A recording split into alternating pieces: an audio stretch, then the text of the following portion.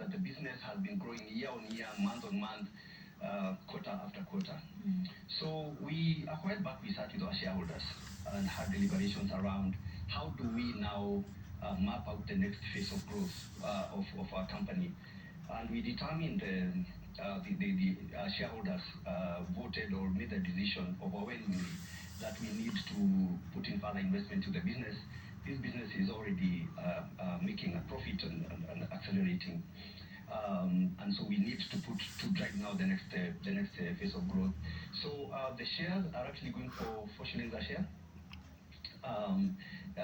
Investors can choose to invest. Actually, the offer is 2 shares for every 1 held. Okay.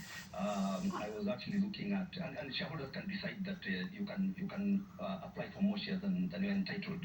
So I've seen actually most of the people who are applying now are applying for more shares than they are actually entitled. Okay. And I was looking at the numbers this far, with 6 days to go to the end, because the Monday is when the rights issue is ending. That's right. I can say confidently from the numbers I'm seeing, we are going to have a very successful rights issue. Let's talk about that transformation journey that you've touched on, because I guess that makes a good case for why anyone should invest in HF through this rights issue. But that has been quite the journey over the last 3 years. Talk to us about that and what decisions you made, in what ways you pivoted to get you to where you are today. Yeah, thank you. So we've been on a transformation journey for the last 5 years. I actually have been in HF myself for 5 years, exactly 5 years. As you know, HF Group was formed many years ago, actually going now to 60 years ago. Initially with 2 main businesses. One of them was to build houses. We have built houses like in Buruburu, many years ago, of course, Komarok recently, Richland. We have built 18,000 houses, the largest of any other company in Kenya.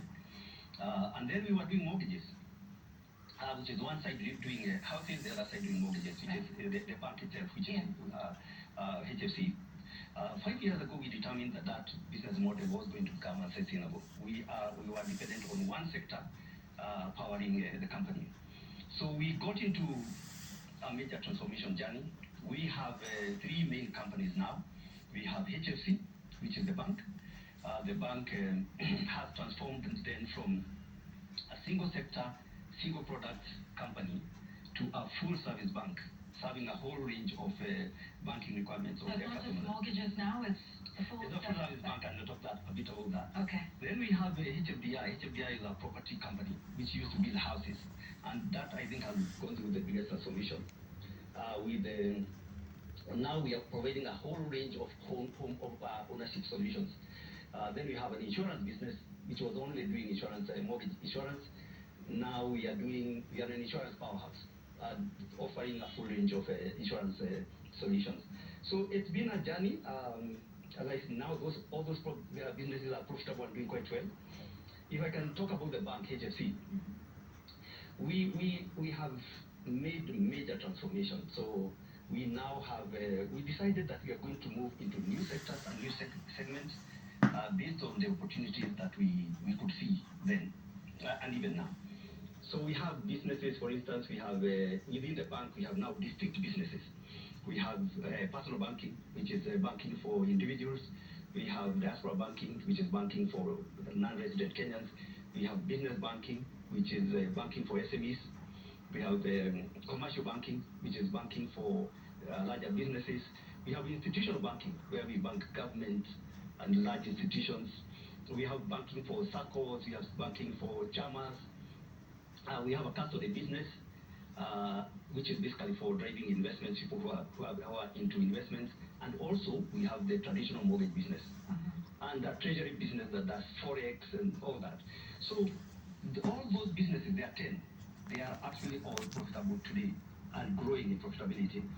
And some of the businesses, like for instance, the banking for individuals, diaspora, and SMEs, have become very, very popular. In recent times, we have brought in about 180,000 new customers. We determined quite early that we needed to use what we call digital first approach, where we are transforming digitally through digital means how banking is done and how people banking, basically infusing banking into your day-to-day life. I'll give you an example, for instance, for SMEs. Take a school, for instance. What you do with schools, the biggest challenges that a school head would, owner would have is you can't tell which student has paid how much school fees, whether they have paid half, okay, whether they are not paid at all. It's all done manually. And schools have got many parties. You have got teachers, you have parents, you have students, you have suppliers, you have the owners. We have now built digital solutions, as digital solution that actually automates all that, integrated with the bank, fully reconciliation is done